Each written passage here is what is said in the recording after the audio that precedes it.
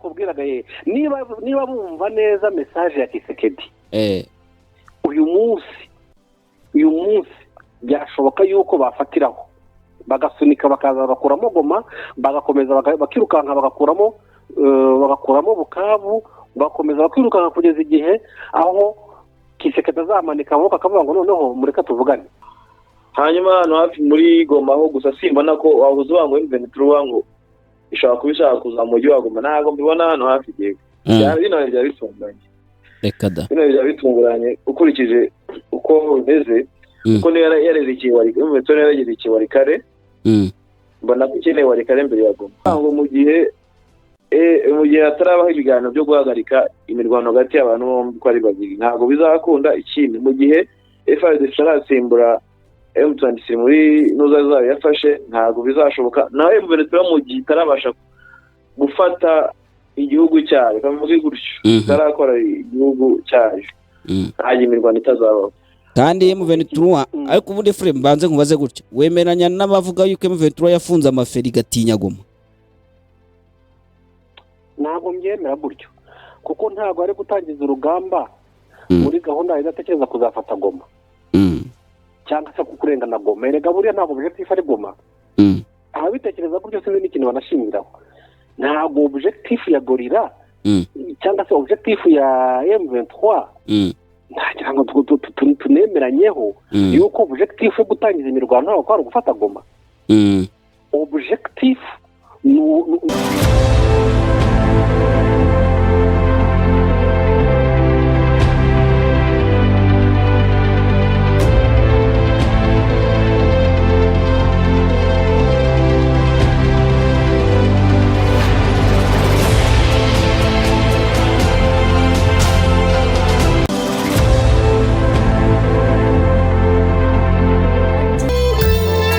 ukeneye umutuzo no kuruhuka muri Eden yawe ukeneye ifunguro rya mu gitondo ryuje intungamubiri breakfast The View Inn Hotel niyo yonyine yahaza ibyifuzo byawe. The View Inn Hotel ni hotel yuje urugwiro n'umutuzo bitamirijwe n'akayaga gaturuka mu kiyaga cya Kivu n'imisozi yuje ubwiza yo mu karere ka Rubavu. The View Inn Hotel bagufitiye terrasse nziza waganiriraho witegeye umujyi wa Gisenyi ndetse na Goma. Ushobora nanone kandi kuhasohokera n'inshuti zawe n'umuryango mukafatira icyo kunywa ndetse n'amafunguro atagira ukwasa yateguwe n'umutetsi w'umunyamwuga. Bagufitiye sale y'inama ndetse n'abakunzi b'ikawa barazirikanywe. The View Inn Hotel muradusanga mu karere ka Rubavu hafi n'urusengero rwa Restoration Church.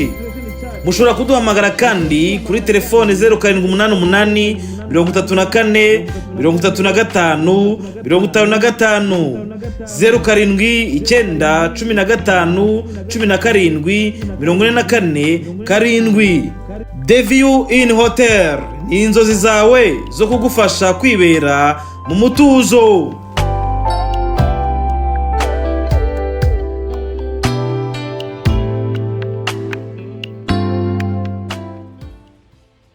Baramutse neza Sam.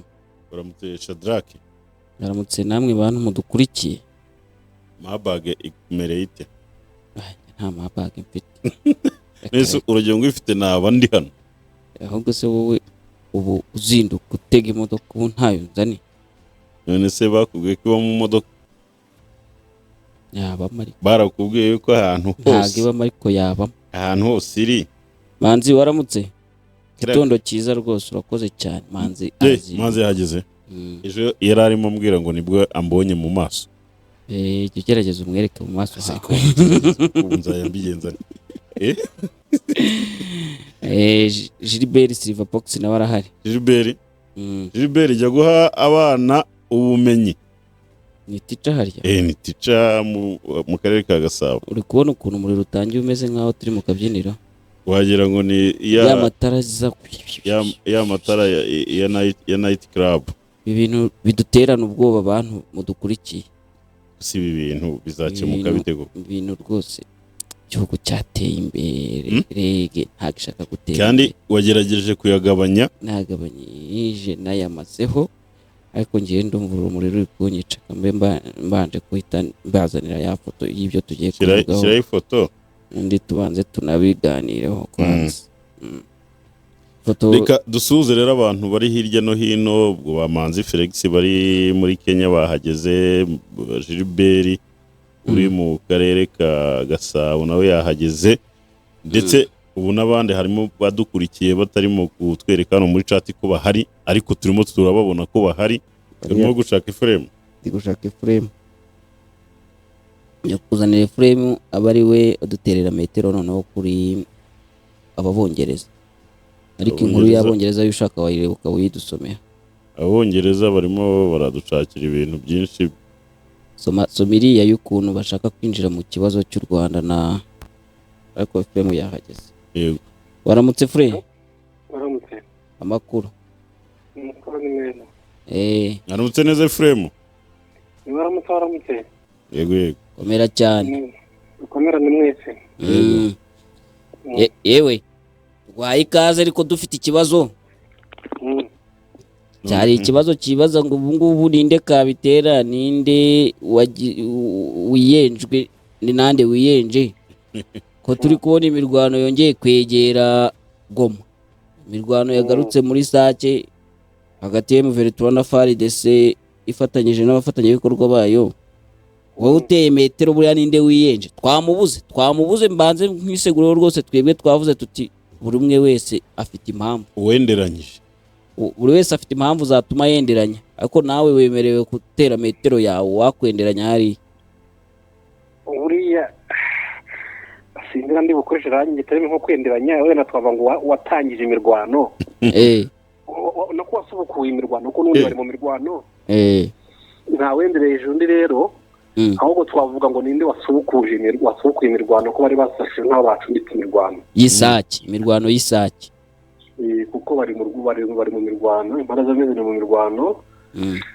Kandi urebye impande zose ngira ngo amakuru mwagiye muyatangaza muhawe nabo njya numva ngo mwite ngo amadrone yanyu, none ndi kuvuga intibu turaza kuzibaza uko byagenze, ko buri cyiciro cyagendaga cyegeranya imbaraga, cyegeranya abasirikare kibagiza hafi y'ibirindiro.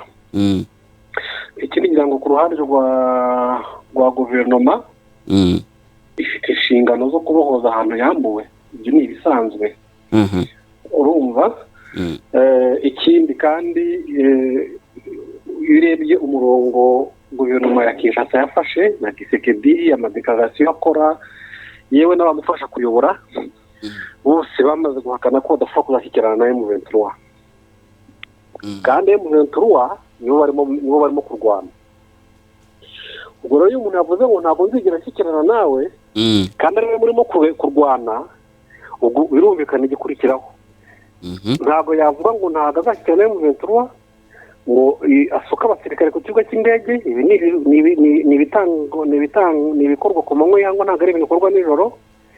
Ingabo zisimburana, haza abarundi, haza ingabo z'abanyamahanga, haza abakongomani baturutse hirya no hino bagiye bava mu bigo bya gisirikare baza aho ngaho i Goma bakabadepoyinga muri za akisi zitandukanye. bivuze ngo imirwano irahari, ahubwo kiba gisigaye ni ukumenya ngo ninde warashe isasu rya mbere. Ibi rero byamenywa n'umuntu wari uri aho ngaho ku kiwanja niwe wavuga ngo kanaka niwe warashe isasu rya mbere. Ariko ikigaragara imirwano irahari, iba yasubitswe bitewe n'impamvu runaka, imyiteguro runaka cyangwa se briefing bahawe buri ruhande. Ariko imirwano irahari ntabwo yahagaze. Ntabwo ari igitangaza, ntabwo byakabaye inkuru ngo ninde wendereje undi, kandi abantu bari mu mirwano impande zose. Uruhande rumwe ruravuga ati dushyikirane tubabwire ibibazo dufite, isi yose irabwira guverinoma ya Kongo nishyikirane na M23. Mwumvise dekarasiyo zakozwe na ambasaderi w'Abafaransa muri Loni. Ariko ku rundi ruhande Insuketa ati nimudufasha turwanye M23 imirira amabuye. Urumva? Kandi Sadek iti dukora inama turebe ukuntu twatsinsura M23 tuyirukane. Ego di Sadek ejo ngo irashaka ariko no kongerwa kamanda. Ibyo bintu ko ntari nayo babwiye di. Kisekedi ati rwose muvuga ngo ntabwo nzashyira na M23 ahubwo nibajya muri Kantonoma tubasubize mu buzima busanzwe. Ubwo rero iyo byagenze bityo, niba Kongo n'abafatanyabikorwa bayo n'abitwa ngo bayoboye isi bose ari rimwe ari ukuvuga ngo ni intambara ni ukurwanya M23, ndetse M23 izifata izipfumbata itege imisaya bayihondagure. Oya, hanyuma se buriya kuri ako kantu usorejeho kuko batazifata mu misaya ngo babahondagure, nk'abantu tunazi yuko intambara barwana muri Nord Kivu izashyirwaho iherezo no gufata Goma, udushaka nitwatera metero tuvuga tuti washa yanza kutaka mambo ya kupata Goma. Uko byagenda kose buriya imisubukurire y'imirwano n'imikomereze y'imirwano igenwa na buri ruhande uko rurimo kwitwara. Ni ukuvuga ngo uwo bazasukuma agasubira inyuma akirukanka bamwe bashaka kumukurikira. Bivuze ngo M23 nibayirusha imbaraga bakayisunika bakayikura kwa Madimba bakayimanukana bakayigeza Mushaki, ubwo ni ukuvuga ngo ntabwo bazahagarara kuko gahunda yabo ngo ni ukugera hehe, ni ukuyisubiza aho yavuye mu Rwanda. Ariko niba umupaka w'u Rwanda uri Bunagana nabyo hari igihe ngibaza bikancanga, bazayambutsa banyure Bunagana bacurikiremo hepfo, bazabura aho bayinyuza. Niba bazageza Bunagana nyuma bagasubira inyuma bakaza bakinjira i Rubavu, hari igihe iyo fenomene njya nyitekereza nk'inyumva ukuntu bazabigenza. N'ikivuga ko na Uganda ahubwo bazayinyuramo bari kubwira bati wowe wibatindana bakomezanye bageze mu Rwanda. Ubwo basunike bakubite Uganda bagaruke Uganda ihungire mu Rwanda bayisange mu Rwanda. Abasigaye u Rwanda ruzahungira Burundi. Abanyapolitike bavuga ibintu by'intambara bameze nk'abavuga filime rwose. Urumva ubwo rero bivuze ngo uwo bazasunika ukurikije pozisiyo, kubera ko iyo urebye n'amadekarasiyo turimo kugenda ikora, kuko ikintu yabanje gukora ashusha nk'aho itanga abagabo ukurikije analize ndimo gukora, ari nayo mpamvu yanga kwa avansa aho igasa nk'aho ikora intambara yo kwirwanaho ya defensive, ariko amemuta irimo kuzamura ijwi rihamagarira amahanga yuko bemeza cyangwa bakonvenza Kisekedi bagashyikirana. Kisekedi yamaze gushyiramo kode, kandi iyo kode buri nama y'umuryango w'abibumbye ni inama ikomeye. Niba yarakoze dekararasiyo mu nama y'umuryango w'abibumbye akavuga ngo jamais grand jamais ntabwo tuze dushyira na M23, si umugani hari ikindi ubwo bategereje, yakomeje intambara. Ubwo rero niba yakomeje intambara none uyu munsi twatuba barimo kurasana, bivuze ngo ibyo yavugiye mu muryango w'abibumbye wavuga ko ariwe wabisubukuye, ntabwo yaba yibeshye. Kuko yavuze ko atazigera ashyira na M23 kandi ayitegeka ko ishyira intwaro hasi ikajya muri Kantonoma. Kandi M23 ntabwo ishobora gushyira intwaro hasi. Ubwo bivuze yuko rero ingabo za Kisekedi zahawe amabwiriza n'umugabo w'ikirenga ari Kisekedi kurasa M23. Nicyo ratugo bivuga. Wabivuga wabitekereza ko ntabwo yagaba ari kure y'ukuri. None iri bwiriza yatanze noneho terametero y'icyo rishobora kumugezaho, kuko M23 nayo idahawe ibiganiro ntago twigize tubona yuko ishobora kuzarambika hasi ya ntwaro. Kandi M23 ariko ubundi fure mbanze nkubaze gutya, wemeranya n'abavuga yuko M23 yafunze amaferi gatinya Goma? Ntabwo mbyemera gutyo, kuko ntabwo ari gutangiza urugamba muri gahunda idatekereza kuzafata Goma cyangwa se kukurengana Goma. Erega buriya ntabwo objectif ari Goma. Ababitekereza gutyo sinzi n'ikintu banashingiraho. Ntabwo objectif ya gorira cyangwa se objectif ya M23 ntagira ngo tunemeranyeho yuko objectif yo gutangiza imirwano ntabwo ari gufata Goma. Objectif ni uko revendication zayo zumvwa zikumvikana, guverinoma ya Kongo bakicara bagashyikirana bakabyira ibyo bemeranyaho, kuko ntabwo M23 nawe yakwishimira kumena amaraso y'abahungu babo ngo bapfe. Igize amahirwe bashyikirana nibura igakiza abana b'abasore barimo kugwa ku rugamba, igakiza abakongomani barimo kugwa ku rugamba ku mpande zombi, kuko iyo muventura iravuga ati turi abakongomani, abo turasana nabo ni abakongomani. Abayobozi rero nibatwumve tuganire, ibyo tuganira ni ibi ngibi, bakabivuga kimwe kabiri bibiri bitatu bine bitanu. Ntabwo rero M23 objectif ari Goma, objectif ko ari kumvisha guverinoma ya Kongo bumvikane, bashyikirane, basubirane imitungo yabo, basubirane amasambu yabo bambuwe na FDLR na za Nyatura, bakayigabanya, habe imiryango bigaruke ijye mu masambu yabo, akarengane gahagarare.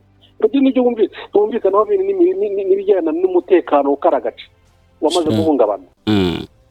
Guverinoma rero yarabyanze, niyo objectif ya M23 nkurikije declaration zayo. Ntabwo objectif ari gufata Goma, aho gufata Goma bivuze gusekiriza. Ngo uko bafashe Bunagana bakayisekiriza, niko bafata na Goma bakayisekiriza. Igihe cyose guverinoma izakomeza kwanga gushyikirana nabo, kandi nibagera Goma ntabwo bazahagarara, ubundi bazakomeza basabe guverinoma gushyikirana. Niyanga bazajya Bukavu, ntabwo nibagera Bukavu bazahagarara, basaba guverinoma bashyikirana. Niyanga bazajya Kisangani, kugeza igihe bazayisanga i Kinshasa. Niba ariko bariho bazashyikiranira rero ntawamenya.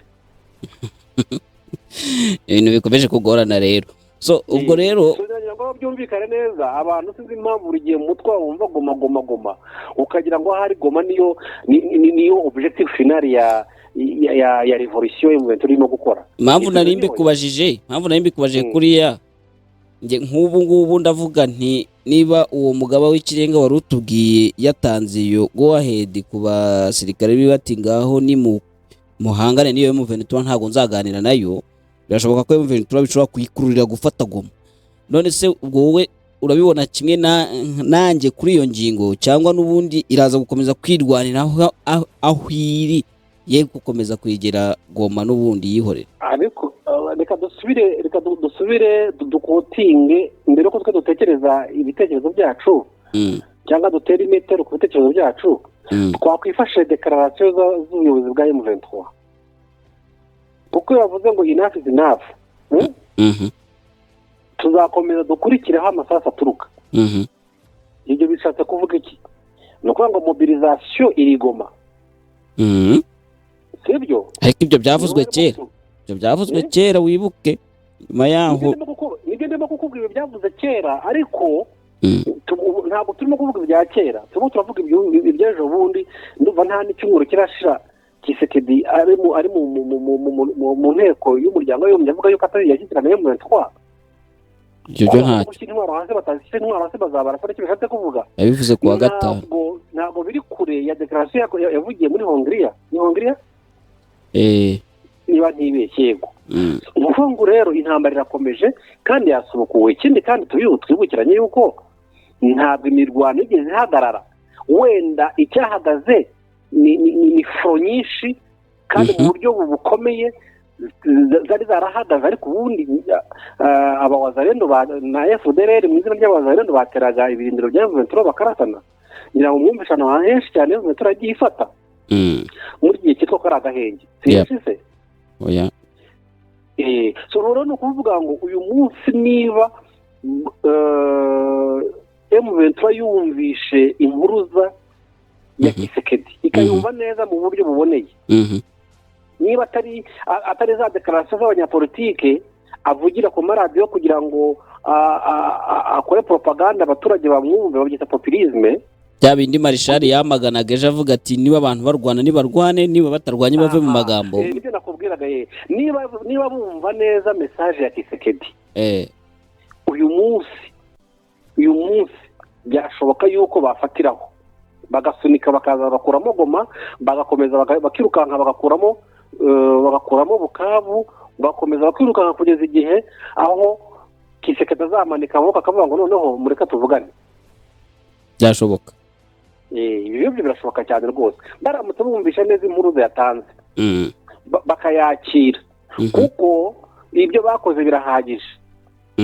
Barategereje, baravuze, baratumiwe, ijwi ryabo ryanze kumvikana, sibyo? Barasuzuguwe, bagizwe ubusa. So uyu munsi rero kandi bafite imbaraga, tubyemeranyeho kuko niba bashobora guhangana n'izo mbaraga ziri aho ngaho z'ibihugu bingana gutya mu rwego rwa diplomasi no mu rwego rwa mobilizasiyo y'abasirikare n'ibikoresho, ariko kugeza uyu munsi bakaba aho bafashe batarahabavana, bisobanuye ko bafite imbaraga.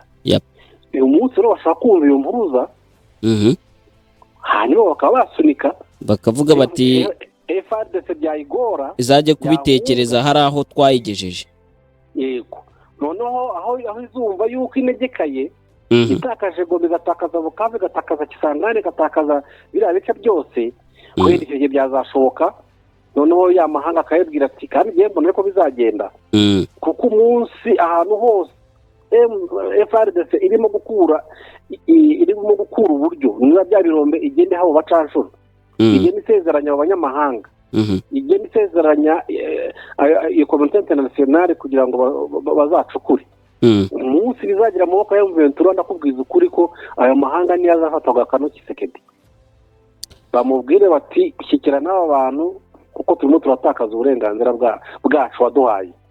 Mwibuke kuba nibakeka niba ari ukubeshya, ari ibivugwa mu maradiyo, mu marezo sosiyo, ari ukubeshya.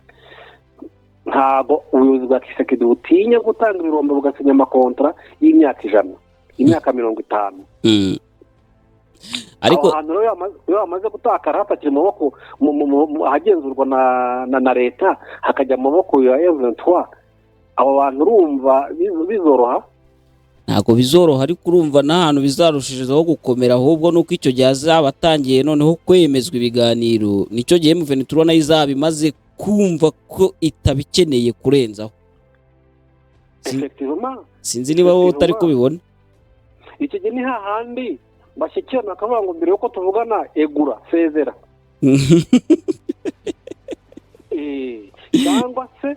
cyangwa se dushyire inzibacyuho, kuko dufite ingero nyinshi cyane z'ahantu byagiye biba.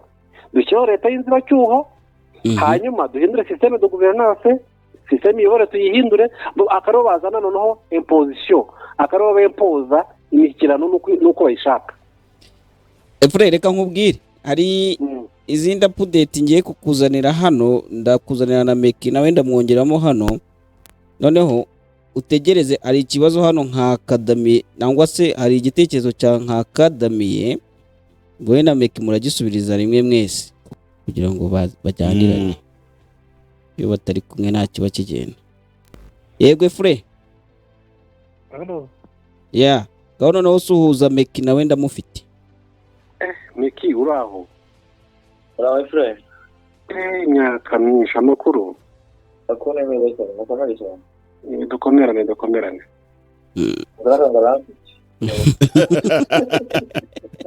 Ahubwo ndishimye cyane rwose umuntu nkuje na Meki. Niwe muntu wankundishije Bwiza TV rwose. Reka da. So mbahaye ikaze rero, narindi kumwe na Efuremu turi kwibaza ku kibazo cyabazaga ngo ni ukubera iki imirwano itangiye kuza hafi nanone ya Goma. Nongeyemo none kubera yuko byarahozeho nyuma biragabanuka, ariko guherejo amakuru ari kutwereka ko byongeye. Ndetse ubu none Meki wowe uri kunyereka n'andi makuru yuko hari ahandi hantu hafi nanone na Goma biri kubera. Ariho uhereye kuri izi byabiri nauti kubera. Ni byejo sti. Ni report yejo.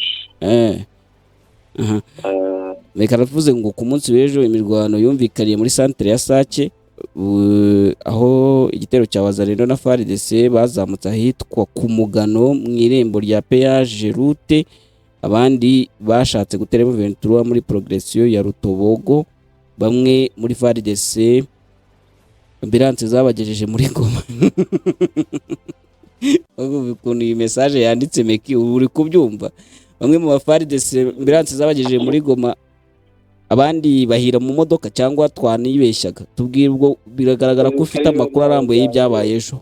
So imirwano ngira ngo hano hantu igiye kubabasha gusa harashize iminsi mikeya cyane, ariko ubundi imirwano yababaza ama operation y'abakomando nuse nk'ejo bundi kwa bibaza ko umunsi turi kwa kane mu kutumweru haguye abamarawe. So urumva rero n'imirwano iba pe ishobora kuba akanya gato, minota 5, minota 10, minota 30, gusa nk'ingiyi yari ikaze. Ariko imirwano irimo isasu, irimo imbunda y'abantu bahanganye, iyo bahangana umunota umwe burya haba habaye imirwano. Rero hano imirwano irahahora, deja no mu minsi yashize hari imirwano aho turigeze gusenya nuza za FPR zari ahantu bitashoboye. ubwo rero uri kumbwira ko imirwano ihahora, biraza gutuma nkubaza ngo imirwano haba iterwa n'iki, kuki hatajya ku murongo? Reka bari ko bivuga ngo bamwe bavuge bati turahahaze, abandi bavuge bati turahafashe. Nyuma refreme yakigusubije avuga ati leta ishaka kugaruza ahantu hanyu. So leta ikeneye kugaruza ahantu hayo, M23 nayo ikeneye kuguma aho yafashe cyangwa ikigira imbere. Rero urumva imirwano nta n'igihe itazaba, ubundi imirwano izarangira ari uko umwe anesheje undi. Uko ubibona tunabivuga buri munsi, rero twabivuga mu kiganiro twakoze ngo mu gihe hatarabaho ibiganiro byo guhagarika imirwano hagati y'abantu bombi ko ari babiri, ntabwo bizakunda. Ikindi, mu gihe FARDC isharatsimbura M23 muri nuza zayo yafashe, ntabwo bizashoboka. Nawe M23 mu gihe itarabasha gufata igihugu cyayo, kamuvuge gutyo, itarakora igihugu cyayo, nta imirwano itazabaho. Rero bivuze ngo guhora imirwano izahoraho, ahubwo iherezo ryayo ry'umuntu adashobora kumenya pe, kugeza umunsi ntabwo bapfa kubimenya, kuko hari n'ibyo ngibyo barimo bararwana muri za Warikare, Masisi naho hari abakiri imirwano za Rubero aho nuko. Hanyuma hano hafi muri Goma ho gusa simbona ko wahuze wangu M23 ngo ishaka kubishaka kuza mu mujyi wa Goma, ntabwo mbibona hano hafi gihe. Bino byari bitunguranye. Reka da. Bino byari bitunguranye ukurikije uko bimeze, uko niyo yarerekeye Warikare, mbona ko ikeneye Warikare mbere ya Goma. None nabireba neza, nabisobanuye ngaragaza aho ashyikiye yinjiriye muri za Warikare. Ubona ko ishaka gufata Warikare, kandi Warikare ntizayigora nubwo ari nini cyane. Warikare ni izindi teritwari zose, ariko ahantu hari udusantere turimo abantu, kuko Warikare igizwe n'amashyamba, ahantu hari udusantere turimo abantu ni hato cyane, ntabwo ari hanini cyane.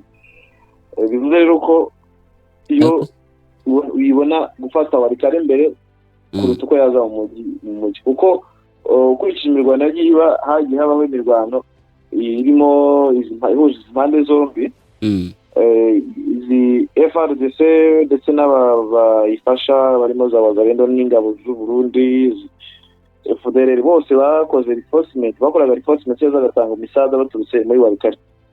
Ariko se Meki bahunga bava za Nyanza, baba baciye mu gice kimwe cya Warikare bagahingukira muri Masisi. So bikwereka rero ko imirwano ndego nikomeye. Rubero M23 n'ubundi isa nkaho yinjiye muri Warikare, iciye muri Rubero, ahantu iri ku mupaka w'ahantu bita Mumo ni ku mupaka wa Rubero na Warikare. So rero waza muri Masisi naho ikaba yari iri mu ahantu yari yinjiye za ahantu bita Rukweti, yagiye ahantu bita Rungoma, ahantu bita Bukuca. Muri rusange yinjiye muri Warikare, kuko n'ejo bundi barimo barwana, ikaze muri birango barimo barwana muri Warikare, barwanye rwose umva ko rero gihe ntabwo mbona ko kujya mu mujyi wa Goma bishoboka cyane, kuko yanzu ko yafata Warikare. None se Meki, wenda reka mbe mbiganiraho na Ephraim, uburaza kugaruka nawe wongeraho. Ariko Ephraim, niba ukomeka bitubwiye ariko bigaragara M23 ikaba itari gutagetinga Goma mbere ya za Warikare, kandi Warikare akaba ari mu mashyamba hatari abantu benshi nka Goma, kandi Goma tuzi insecurity ihari, umutekano muke niwo ndi kuvuga, abaturage bahangayitse bicwa, Wazalendo basoresha ibakubiti. Abantu benshi barimo bafasha ushaka ko Warikare itarimo abantu benshi, abantu benshi, ariko ni ntago ubunini bwayo bungana abantu bayirimo. N'ikindi harimo abayifudeli bahungiye mu mashyamba, harimo abakikuraho amabuye, kuko Warikare naho n'ahantu hakungahaye kuri zahabu. Hanyuma umuzalendo witwa Guido Shingai Nkaba, urumva rero ntago bava ko ari ngo birimo abantu bakeya, ishobora kubamo bake batanga, nuko ingano ko nini cyane ni teritwari utazaruco na za Musi. ariko nyine ukurikije iyo strategy n'ahantu imirwano iri kwerekeza ingano y'abantu nibwo nayivaho ntago mwumva ko iyo strategy naho hantu imirwano iri kwerekeza Warikare ica mu muhanda ujya za Sidikivu sibyo Warikare ica mu muhanda ujya muri Sangane none se wowe baye nka M23 urabona bwa mbere haraba reinforcement zivuye Warikare ikeneye gufunga izo reinforcement zishobora kuva mu majyepfo kuko nureba amajyepfo aho kuri kuvuga nko wamaze kumva ikibazo mfite zikomeye kari kuvuga nko wamaze kumva ikibazo mfite ngo kuri kuvuga nko wamaze kumva ikibazo mfite kuko ndigushaka gusubiza kugira ngo banze wumve neza iyi Warikare ikimeze Warikare ica mu muhanda wa Sidikivu ica mu muhanda w'ijya Kisangane ariko nureba neza ntabwo M23 igenewe Kisangane ifunze imihanda yombi birayiha umutekano ndetse no gufata Warikare birayiha umutekano gusa mu bigaragara ubona ko abantu bo muri Warikare nk'abazarendo banabazahungira mu mashyamba cyangwa se bakamanika amaboko icyo kintu ubona gishoboka ndetse njye ntabwo mbona Warikare igoye nk'uko bagowe na Masisi cyangwa na batsinze no gufata Rubero ntabwo mbona bigoye so rero gufata iyi Warikare bizaha umutekano Goma ndetse nayo M23 yamutije mu mujyi wa Goma yabiri ifite umutekano uhagije ko nta muntu wayica mu bitunga aje kuyitera ikindi nta abakurikirana iri progress yerekeza muri za Ituri ntabwo yigeze yinjiye binyuze mu mujyi wa Butembo iri gukebereza uburyo iri kubikora ubona ko Butembo izajya hagati nta Goma buryo isaha nko gukora comparison ndetse n'uro y'umujyi wa Goma uri kuvuga ngira ngo review mugenzi wanjye Revene uri kuvuga ko yabishatse imirwano itatinda kuko abawurimo barayitegereje yaba n'aba FARDC n'abo bazarendo barayitegereje nubwo bakora reinforcement za buri munsi ko nk'ejo bundi Tanzania zamuye ingabo zayo muri Shozi ku marembo ya Shozi ikindi FDLR barimo barayambika imyenda y'abajiyera ariko bari gutoranya abana bavukiye hariya muri Congo urumva niba abana bafite imyaka 30 bari munsi yayo cyangwa se bagize bari gutoranya abana bashobora kujyana muri FARDC muri make urumva bari gukora reinforcement mu buryo bushoboka bwose so rero bikwereka ko nabo bariteguye ku buryo rero nge ntabona ko imirwano ishobora kuzatinda kuko M23 iramutse ishyizeho imbaraga zo kubataka bano bantu ko bakora cyane n'uguhinga ko n'ugushaka ubundi hakiri kare wihaye gutinda muri uyu mujyi bahogwana urakoze cyane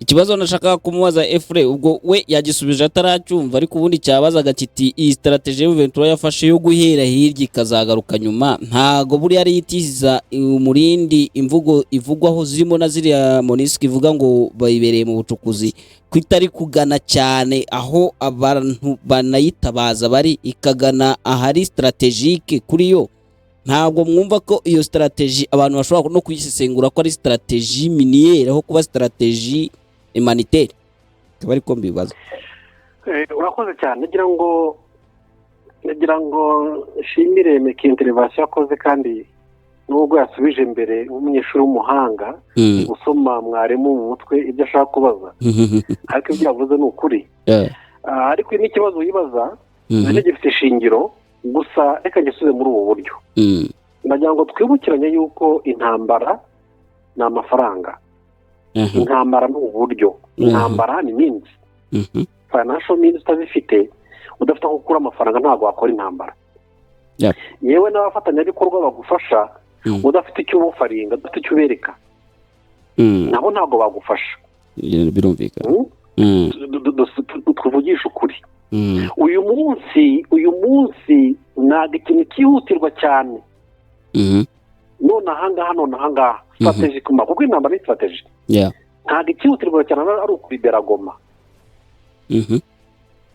icyihutirwa cyane ahubwo ni ugufunga ahantu Goma yakura imbaraga zituma itavamo kandi hatuma abantu benshi badapfa abaturage benshi badapfa Goma irimo abasirikare batari munsi ya 20 wongeraho mirongo by'abazarendo wongereho abarundi wongereho iki abantu ngo nuza forces ziri muri Goma ntabwo ziri munsi ya 60 zifite imbundi zizwi abazwi n'abatazwi kandi abo bose buri wese afite nibura magazine. Tekereza izo magazine ziba zifunguriwe rimwe. Ikibazo gikomeye. Icyo kintu uragitekerezaho. Noneho rero nibyo Meki yavugaga, kujya gufunga Warikare, kujya gufata Warikare n'ahandi twebwe tubona hari strategique ku bashaka kwinterpreta ko M23 turimo gushaka amabuye kera ibaye nayashaka je ntacyo bimbwiye, kuko imira ashaka uburyo bwo kurwara intambara, ndetse ndikeneye uburyo bwo kurwara intambara, ahubwo itaba yarabikoze mbere yabaratenze. Ntabwo yuko ko abanalista bajya baho kujya dafata rubaya kandi ariho hakaba ariho harimo gutuma abarundi bagira imbaraga, harimo gutuma Tshisekedi agira imbaraga. Kandi igisubizo abarimo bayacukura bo bemewe n'amategeko, abo bazarendo nko muri nibyo yacukura muri Warikare.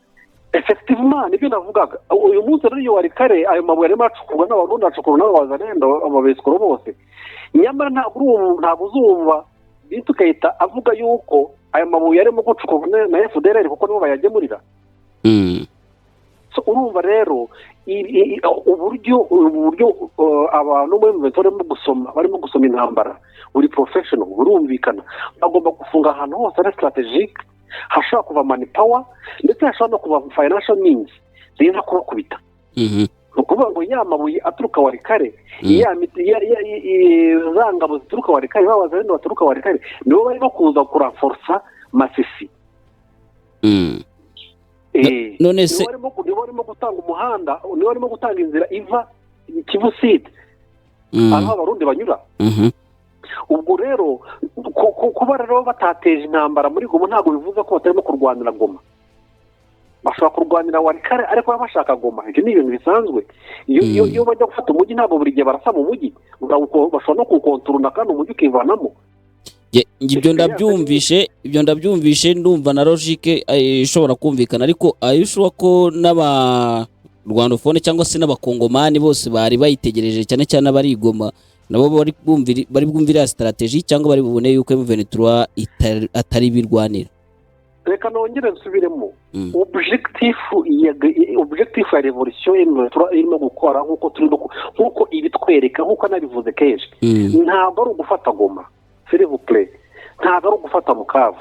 Objectif ya revolution yabo ni uguhindura imiyoborere iri muri Kongo mu buryo swat bumvikanye mu biganiro guverinoma umunsi yakwemera kuganira nabo bakagira ibyo bemeranyaho bigahagarara, akajagari kagahagarara, sibyo, cyangwa se bakabirukana bakahahoza, hanyuma noneho bakaba bashyiraho imiyoborere yabo bifuza, barimo kwereka Tshisekedi n'amahanga kandi kakonvenga.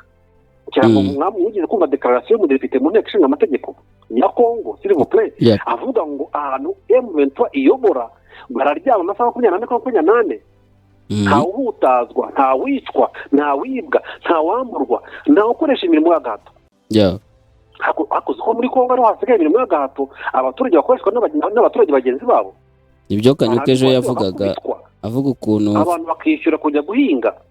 Aho wigeze ubona umuntu ujya kwishyura gutanga umusoro wo kujya mu murima we, akongera agatanga umusoro wo gusarura ibyo yahinze, yarangiza agafata bya bindi yahinze akabiha wa muntu. Mbaze kwe uzi ko biri muri Kongo muri iki kinyejana nta handi biri ku isi. So numvaga rero abantu bumva neza revolution M23 natwe tuyumva turi abanyamahanga, abene igihugu no bakabaye bayumva kuturusha. Nukuvuga ngo ikindi ekure nkunganiye Sudaki nagomba kumenya banga abantu bato nibyo ko barishwa muri Goma barasa buri munsi ko bikene uko bwije, ariko saba abaturage bo muri kuza kwigacungura aho bari rwabona urugi. Rega ntago turakora nabize nk'abanyamakuru uri muri tukavuga n'abasesere mutwa tuti yewe turi gutabara abantu banaba ikwiye gutabara abantu banaba ahantu henshi twagiye tuvuga tuti nyamara abantu bakwiye gutabara kandi wenda bikanakorwa, ariko kuvuga ngo umujyi wa Goma umujyi wa Goma ufite n'ibintu byinshi cyane biri behind bishobora gutuma ni revolution hazamo ibibazo bikomeye cyane, kandi frame abikubwiye kuko intambara ni minus. Ikindi uyu mujyi wa Goma still uracyarimo impunzi nyinshi. Why not M23 no gutegeza ko zinataha? Icyo ni kimwe. Hanyuma ikindi, ese uruhare rw'abantu bari mu mujyi wa Goma ko batabara aho kubera iki FARDC n'ababaza rero n'aba bose bamenya kubisha kurwara abo bashatse uburyo bw'ikiza. Abaturage bashaka kwikiza, byaragaragaye ko abaturage bagira imbaraga kurenza n'ubutegetsi. Imbunda yarasa 100 ntiyarasa abantu 1000. ibyo ni ibigaragara. Urugero rw'abamayimayi b'abadandi ibyo bakoreye abantu bo muri FDLR mu bihe byashize. FDLR barasa muri za Walikale kugira ngo FDLR muri Walikale byatewe n'icyo kintu. Ubwo bavuze ati rero kugira ngo twirukane hano muri Walikale nuko uko rero abakoreye jenoside yarabishe cyane. Icyo bakoze n'iki baravuze ati buri wese afata umuhoro, igisongo n'icumu n'iki byose tugende. Ararasa abantu 100 ariko umwe uri usigara aramufata. Uko byageze umuntu agafata amashini gana karasa abaturage bo birukanka batera isoko uwanyuma akahita afata yambona n'abakabafata. Biza kurangira abandandi bashatse buri miti ibyo byagomba ko kuvuga ngo nta mundandi wanya ushobora guhura n'umwe kudere ngo bakorane bishoboke bafashe byose by'imiti n'ukabara bicana barabyisiga bati guhura n'umu FDL cyangwa n'umuntu wo muri ubwoko ni isakirerego. Nuko byaje kugenda ariko urumva birwanyeho n'abaturage bari mu gihugu birashoboka bakwirwa nawe gakunda. Ariko kuvuga ngo metrangira ngo ahantu ngo hari minere ngo hari ubutunzi, none se ubundi yo nibukenesha za ubundi bibaza ko yo bamugani bitayibera umugani w'abaroko babiririmba nta bitabera. None se ariko nubwo yabibukeneye ariko ntago ibukeneye ndetse cyane yatubwira ko yahinduye koze ikaba yaragiye kuri koze yo gushaka uko wowe urashaka gupushinga no kwemeza ikibazo uri kubaza. Ntago MSB ivuga ko ikeneye ubutunzi hanyuma mu ikeneye kubohora Walikale ntirimo. Banza umenye ngo irakubwira ngo barakubwira AFC na M23 kwaho umukongomani wese ari none se Meki niba Walikale irimo Walikale ifite ikibazo nk'icya Goma. Wese gatoya bakubwira ko bagomba kujya gukizaho umukongomani wese ari.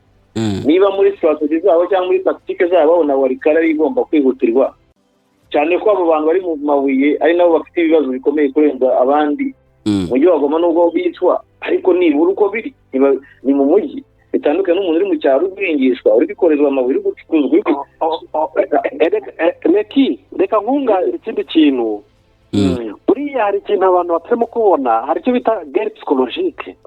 La guerre psychologique rero buriya uburyo irwanwa wexposa mugenzi wawe murimo kurwana ukamutraumatiza ukanamuexposa vis-à-vis ya communauté internationale. Kuko twemeranya ko muri iyi si hari ikintu cyitwa communauté internationale kiempoje arimo mabona amadekarasiyo akorwa ngo turamenyesha ngo communauté internationale. Iyo Goma niho MONUSCO iri, iyo Goma niho SADC iri, iyo Goma niho FARDC iri. Reka tureka bazari nuko n'ubundi barasanzwe ari amabandi. Sibyo ariko hari MONUSCO hari SADC imiryango mpuzamahanga ikomeye kandi ifite mandate yo gukiza abenegihugu. Hakaba na FARDC ifite mandate yo gukiza abenegihugu. Abandi tubareka abarundi n'abacanshuro abazero n'abajura. None uyu munsi iyo Goma irimo abo bantu batatu bafite mandate yo kurengera abenegihugu. Barimo baricirwa mu maso yabo ntacyo bakora. Isuragira ngo uyu munsi M23 igende mbije gutabara abaturage babanje bakexpose abo bantu bakabona ko nta nicyo banamaze n'abaturage bakabona ko ntacyo bamaze. Uyibuke ko abo baturage nibo bakoraga imyigaragambyo bamagana M23 ngo Rwanda bakabatwika bakabarya. Iyo Goma niyo abantu baririwemo s'il vous plaît. Bitwa M23 bitwa abatutsi bitwa abanyarwanda.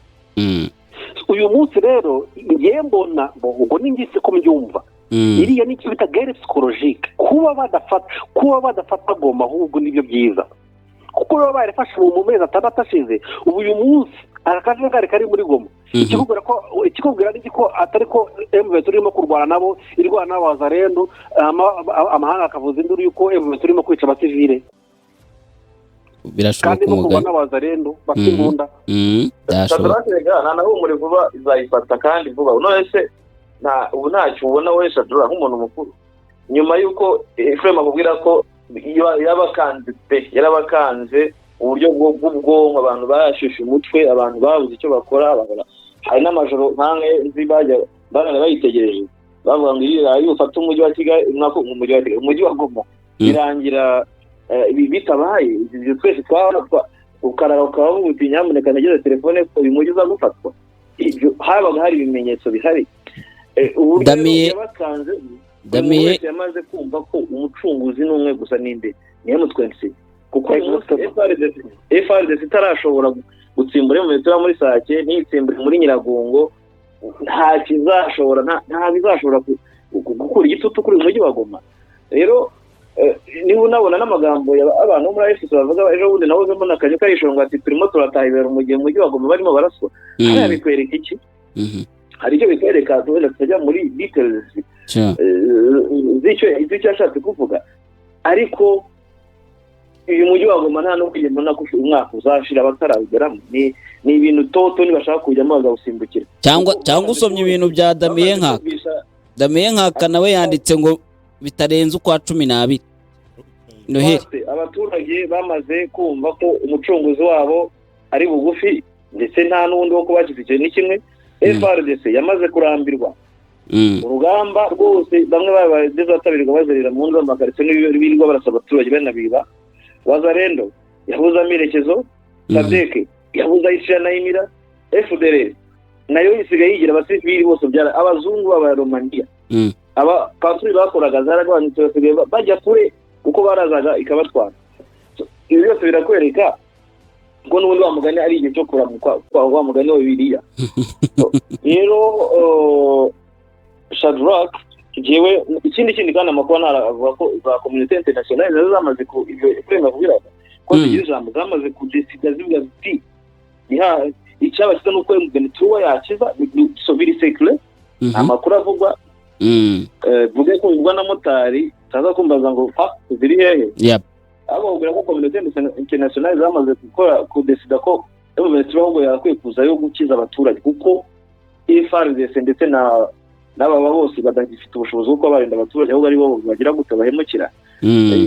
ikindi bwana bifu kwita nubwo bava gutya mu gihe cyashize nko mu kwezi gushize ndibaza ko hari amanama yabereye mu kwezi gushize n'amezi nk'abiri yashize amanama yagiye abera mu mujyi wa Goma yagiye agaragaza ko FRDC na MONUSCO batagifite ubushobozi bwo kurinda abaturage muri uyu mujyi we yanavugaga ati ahubwo habe uburyo bwo kuganira yanageze hano ababwira ati nyamuneka mureke twebwe MONUSCO tumaze kwahombera kenshi tumaze guhomba ibintu byinshi cyane haho uburyo bw'ibiganiro hari ibintu byinshi biba biri mu mabanga ariko intambara ikwireba intambara uko iteye urabona ko script yayigenda ihinduka umunsi ku wundi isaha ku yindi irahinduka that's why mubwiye ngo anytime mu gihugu ushako turifata nabwo wabona ufashe cyangwa ishaka no kumara n'imyaka bitarawufata ariko icyo nzi cyo mbona cyo giye nuko uyu mwaka utazashira Okay, you are predicting abantu babyumva babikurikirane neza. Hari n'undi muntu wanditse hano avuga ngo kuba imirwano yongeye gusubukura ngo nuko inteko rusange y'umuryango w'abibumbye yarangiye ngo M23 yari iri gutera imibare ngo yumve impumeko izabihari. Ati ubu rero nta gitutu kinini kiyiriho Goma rero igiye gufatwa. Ngo nawe avuga M23 nabyo ni ngo M23 ngo muri ceasefire yashizwe muri ceasefire nande iyi muri ceasefire irafata za Kiziguro irafata za Shasha hanyuma ingiri muri uwo nguvango muri UN inama yo muri UN irimo M23 irinjira muri za Rekare yagiraga gutya ntabwo byo nabifata gutya wowe ntabwo ubona ko M23 yaba yarateye metero kuri UN yatuma yinjira mu mujyi wa Goma no ikindi ni abantu banarebe neza je mbona ko bidukwita kuvuga kuriya ku ruhande rwa umuntu uzi bya communication mbona ko kuba bidukwita yaravuze kuri wewe ngo iri mu mabuye iracuza amabuye hano ngo mbona bikwiye kwabaza nayo mbeto cyane n'abandi bantu bandi babyumvisha kubera ko cyambere cyo yabakoreye public relation yabakoreye PR y'igitangaza na Ephraim yabivuze kurivuga muri iriya nama ubwabyo ni PR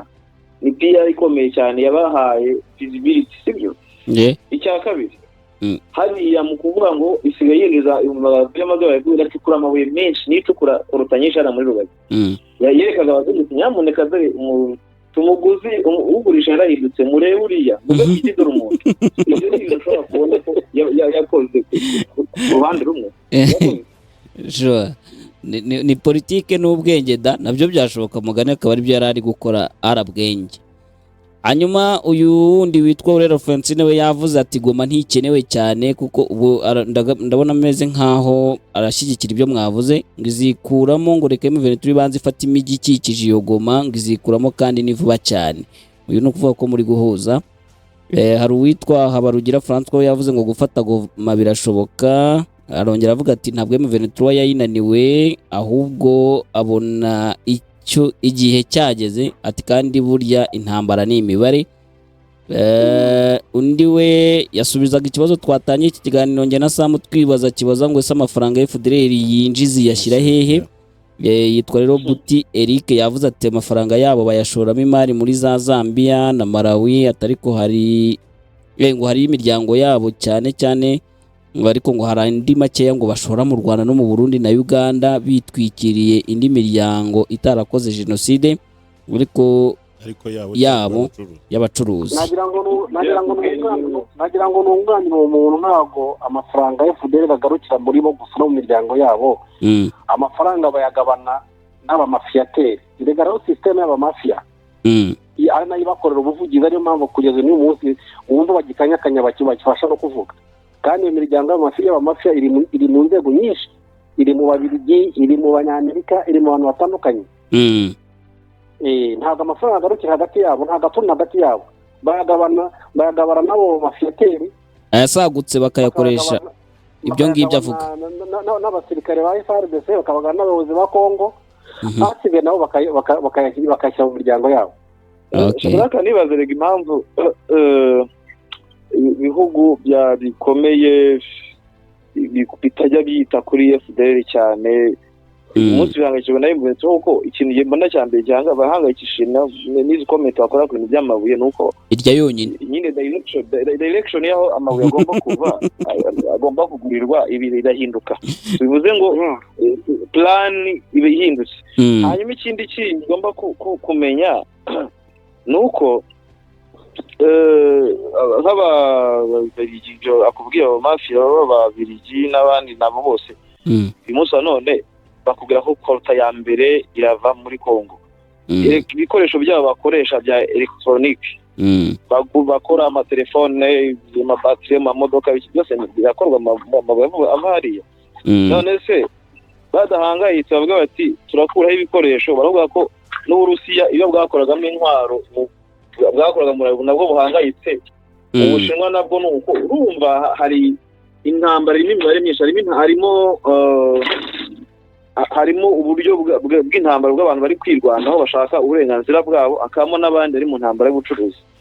Urumva rero ibintu iyo bigonganye hazamo za confidence. Rero kuvuga ngo FDL ngo njyana hehe ifite ahantu henshi ho gucururiza amafaranga yayo. Ujye mu mujyi wa Goma mureba amazu bafitemo, bari mu bantu bafite amahoteli meza hano mu mujyi wa Goma. Ujye mu mijyi ikomeye ya Kongo, ujye mu Burundi. Nta bumvisha umuntu avuga ati nyakubahwa perezida ati abantu b'abakongomani bari kuza bakagura amazu n'ibibanza hano muri Bujumbura kandi bagahabwa ibyo gutura mu bantu n'ibandi. Sinaba FDL hagara abantu hagara abakongomani by'ukuri bwa nyabo. Rero amafaranga yabo azira hose kandi bayakoresha. Izi ntambara ubona nyinshi no guhangana guhari na amakonfidence ku bucuruzi buri hariya ntabwo ari ukuvuga ngo nuko ngo ari mbi, ngo ukuvuga ngo nuko ngo runaka ari mu wapi, harimo n'amakonfuri aturuka ku butunzi. Murakoze. Ndumva byumvikanye, reka dusoreze kuri ino ngingo noneho, ariko hari ubundi butumwa hano bazi undi muntu witwa umunyabwenge ya Mogorada twandikira avuze ngo ubundi Kongo ntihanga habura intambara naho M23 ikeneye umujyi. Iki ntabwo mbyumvishe neza. So Sam hari inkuru agiye kudusomera gato, ariko ubundi ikibazo nyamukuru turi kwibaza ngo ese ubundi Ubwongereza bwaba buri guca cy'u Rwanda. Soma iyo nkuru Sam. Ubwongereza bwiyemeje gufasha u Rwanda na RDC kumvikana. Ambasaderi w'Ubwongereza mu Rwanda Alison Trope yatangaje ko igihugu cye kiyemeje gutanga umusanzu mu gukemura amakimbirane ari hagati y'u Rwanda na Repubulika Iharanira Demokarasi ya Kongo kuko bigira ingaruka ku iterambere ry'akarere kose. Bagakunze none. Trope yavuze ko intambara ihenda cyane kurusha gukemura ibibazo mu bwumvikane, ariyo mpamvu bashyize imbere ibiganiro. Ihenda se n'ibihenze komeza.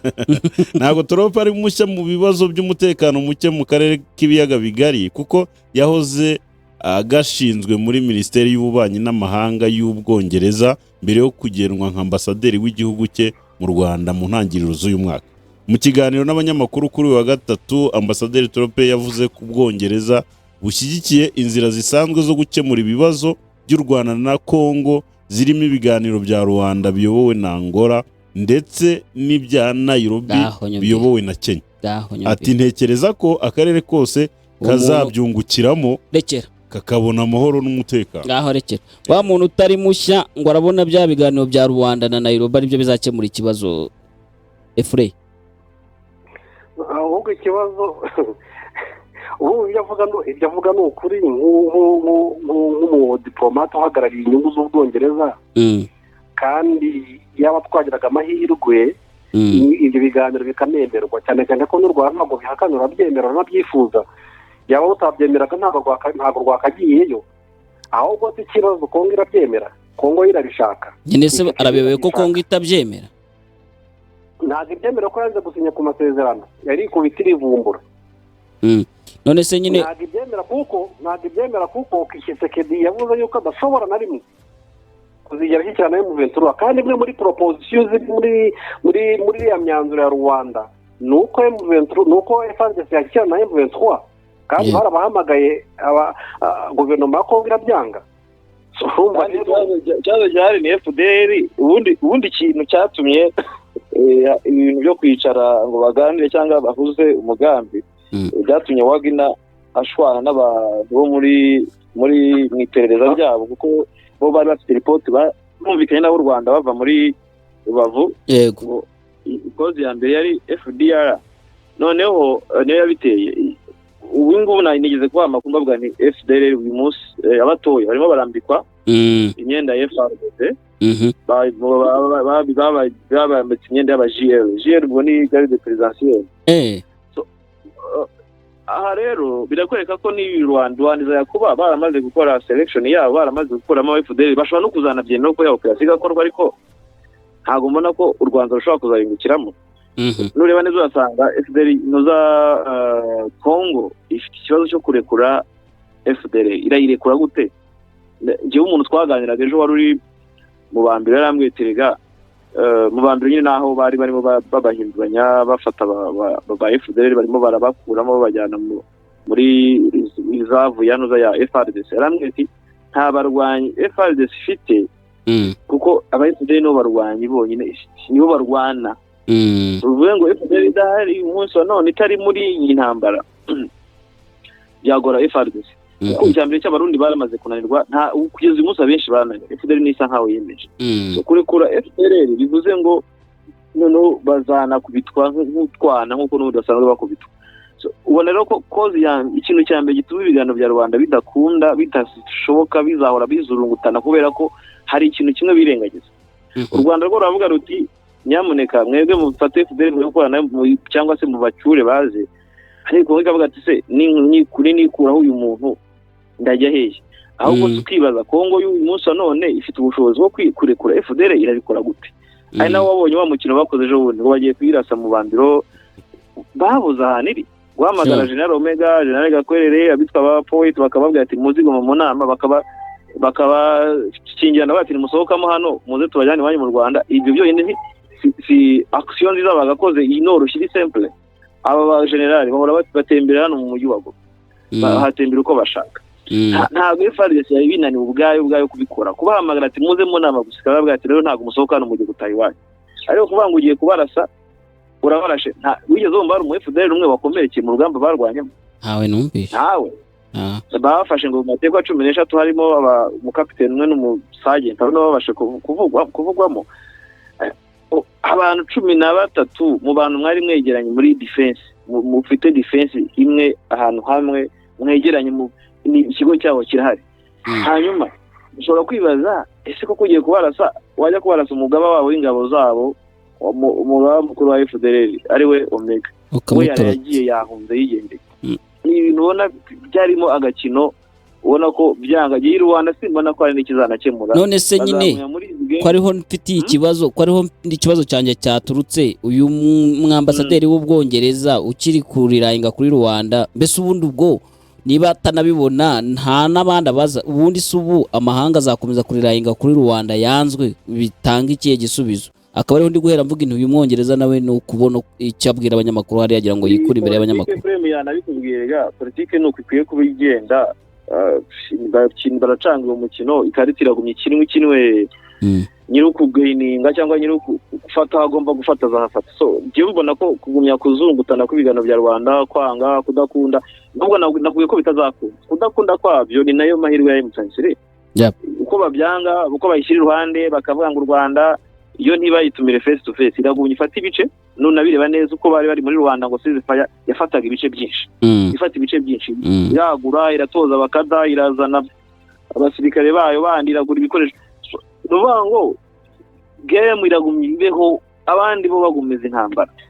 Njyewe nuko mbibona ni politike nyine barazikina bagaragaza buri wese agaragaza igitekerezo cy'uko abyumva natwe tuvuge Ufaransa nako bavuga ati Rwanda Keita nawe ati Rwanda ariko bavuga bati Kisekedi avuga ati nubwo Rwanda yaba ntago nkeneye kuvugana M23 nabo bitwa M23 dore ko n'abasuzugura ariko ubundi Efre ndi kubaza Efremu nubwo nta makuru mfite yuko bishoboka ubundi nk'ubu ntibishoboka ko hashobora kubaho ko hatekerezwa undi muhuza mushya wazana na strategy nshya ku kibazo cy'u Rwanda ku kibazo kwanza cya Kongo na M23 bakabanza bakanakuramo n'u Rwanda kwanza. Ubundi ibyo ni ibintu bigoye ko byatekerezwa gutyo cyangwa bazakomeza bavuge bati bwo Rwanda igihari nta kintu cyakorwa kugeza igihe Rwanda izangira. Ikindi unambwire buriya Rwanda kugira bemeze ko yanze bigenda gute kuko ndibuka ko perezida wa Angola yigize kuvuga ko byananiranye ariko ukuntu yabisubukuye sinjya mbimenya n'ubu nibyo bakiriho ubundi kugira bavuge bati Rwanda ntago ishoboka hariya bisaba iki. Reka mere kuri cyo ngicyo here urangirijeho ubundi ngira ngo bajya kuvuga ko Rwanda byanze n'ubundi ibyo byatewe n'uko uruhande rwa Kinshasa rwabyanze rwanze proposition zirimo gutangwa n'u Rwanda kuko babasabaga gusenya FDLR. Wibuka ko mbere bavugaga yuko nta FDLR ntayibaho ngira ngo urabyibuka ko bavuga ko ntayibaho. Hanyuma rero urwego rw'iperereza n'u Rwanda rubereka liste y'aba FARDC biyise abakongomani n'amapeti yawo n'aho baherereye n'ahantu bari deployed ndetse n'abari muri serivisi za renseignement nabo barababereka yewe n'abari mu butegetsi bwite barababereka. Noneho birabayobera bimaze kubayobera baravuga ati noneho tubiganireho turebe ukuntu twabigenza. Hanyuma rero icyaje gukurikiraho ni iki nk'uko Meke yabikubwiye birabagoye cyane uyu munsi ntabwo bakwirasa nta no bakwivuguruza. Erega abo bantu barimo kujya mu mishyikirano ya Rwanda niba hagiyeho delegation y'abitwa ngo y'abakongomani 10 byibura 7 cyangwa 6 ni FDLR ibintu bigoye ko urumva ni ikibazo gikomeye cyane n'abantu bamaze imyaka 40 babihise bakambare kandi wibuka ko Kongo ifite ikibazo gikomeye cya identification. Niyo biri ko bavuga ngo umwana si Kongo repere de mer abantu uziko igihugu cyonyine ku isi kitagira indangamuntu.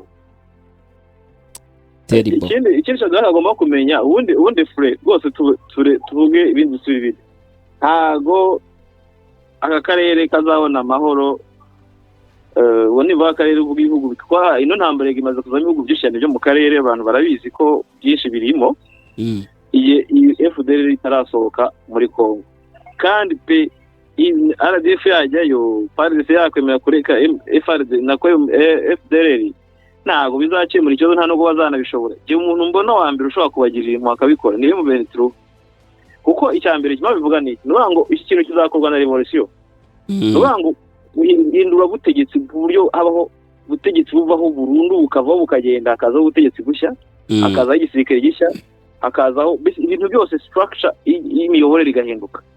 Ariko kuvuga ngo perezida azasimbura undi hajyeho undi bizakorwa imyaka 1000 kandi bizahora gutya. Kandi noneho ikibazo ahantu kiri ni uko ibi bintu bya hakurya bizateza ibibazo kumwiryana uhoraho muri aka karere. U Rwanda ruzahora rujyana n'u Burundi, kuko Burundi nabwo ntibushaka kurekura FDLR. U Rwanda ruzahora ruri imbere na Kongo, bizahora ari umupaka kugeza igihe iki kibazo kizakemuka. Ariko Kongo kugira ngo ikire ni revolution. Twibutse abadukurikiye yuko ari shimangira ibyo Meke avuga, ikibazo bamaze kugihindura ikibazo muzakarere mu kintu cy'abaringa bakreye, ndiko ko cyatangiye kwa guhizwiswa muri 91 kizamuwe n'abasaderi, ubwo bari n'abacabwenge ba saderi na MRND n'intera hamwe, ikintu cyitwa Bantu na Nilotike. Noneho icyo giteori cyakwirakwizwaga yuko cyanazanwa n'abitwa ngo n'abashakashatsi b'abazungu bashaka kwerekana yuko abantu baje gutura mu Rwanda habaga batwa, hanyuma ngo hakurikiraho abahutu baturutse muri za Chad na za Cameroon, ngo haza abatutsi baturutse muri Ethiopia na Abyssinia baza bashaka ngo kubategeka. Ngo none rero bagashaka ngo gukuraho ubutegetsi bw'abahutu mu Rwanda, ngo bagashyira ikintu cyitwa Empire Hima, bikazafata akarere kose Burundi na Kongo na hehe hose, ngo noneho ngo ababantu ngo bakicwa ngo cyangwa se bakishwe bagakoronizwa n'abanirotike. Umva rero iyo ngenga bitekerezo, iyo virusi, ubwo burozi nibwo FDLR yambukanye muri Kongo.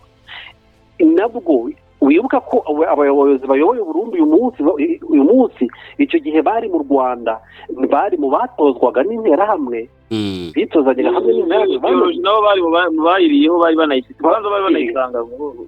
banayisanganywe baranayiga, niyo bagiye kwigisha Burundi. Uyu munsi rero ikibazo niyo mpamvu n'abantu barimo kuza za Malawi, za Tanzania, za South Africa, barimo baraza mu mutwe wabo bazi ko barimo kurwanya intambara ya Bantu contre Nilotike. Amakuru ahari buriya bakubwira ko operasiyo mu kibira yaba abasirikare batazwi bakoze, haguyemo abantu benshi bavaga mu bihugu, bagiye baturuka mu bihugu byo hanze, kuko buriya ngo mu kibira harimo abantu bagera mu 500.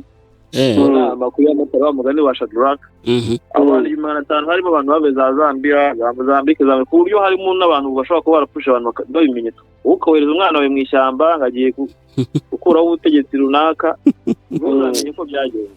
Rero icyo kintu Ephraim akubwira, ubwo ndashaka kumwunganira, nuvuga ngo icyo kintu cyo kuvuga ngo bantu uzanasanga banakivuga muri comment z'abakongomani n'uburyo babivugamo, barabimize kizana abantu bakava imihanda yose. Umuntu akava za South Africa yari impunzi, bakava Malawi, Zambia, Mozambique, Zimbabwe, ngaje kurwana intambara yo gukuraho nk'imatuzi. Ubwo icyo kintu cy'ingenga bitekerezo cyagiye mu bantu kugeza ubwo none n'ibindi bihugu bishobora kuvuga bishobora kukinjiramo. Uburundi bukavuga ati reka dukore training wing no gufasha aba bantu, Kongo itireka tubikore, turyame ko aba bantu. Urumva ni ikibazo gikomeye. Frame yakomeza, nashaka kugira ngo nkongeraho kandi urakoze. Niyo mpamvu navuga ngo ni ikibazo gikomeye ku buryo wenda nsubira muri ikibazo babaza ngo mbese ngo umuhuza ahindutse ngo aricyo byatanga. Ntacyo byatanga, kubera yuko kereka habaho icyo bita lavage du cerveau ku buyobozi bwa Kongo, bakaba ubwabo bagahinduka, kuko position bafite uyu munsi ni position ya bantuisme irimo kurwana na Nilotike. Ya virusi yangije yabibwe na FDLR.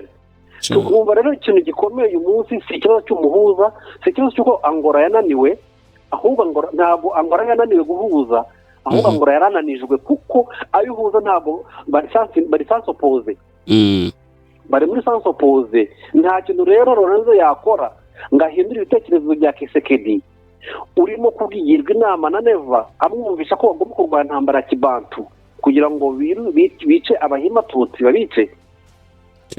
Ntabwo yahindura ibitekerezo bya Kisekedi utumva neza akabaro k'abaturage barimo kwicwa n'intambara, ahubwo agahamagara abantu akabaprometa ibirombe kugira ngo bazabicukure. Ntanagire n'ubwo bwo kuba yasinye n'amakontra y'imyaka n'imyaka turuzi ko abantu bashiraho ahantu wenda ntihashaka haturwa n'abandi cyangwa se hahindurwe ibirombe nubwo haba hatatuwe ariko ubwo bwoko atabwumva niyo haza n'abandi bahuza igihumbi abantu bahuzwa ubwabo hagati yabo batarumva ko bakeneye guhura ntacyo byatanga.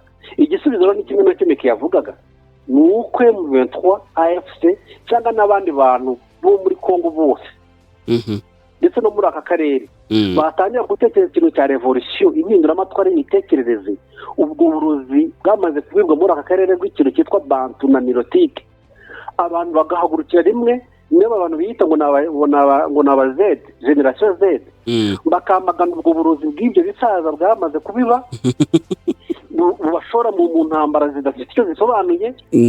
Umuntu akajya cyane nganira n'abantu nkavuga ariko nk'uyu muntu yavuga ngo abatutsi ntibasubire iwabo muri Abikini, uwo mubantu we ko waba ari Chad na Cameroon we yasubiye iwabo muri Cameroon.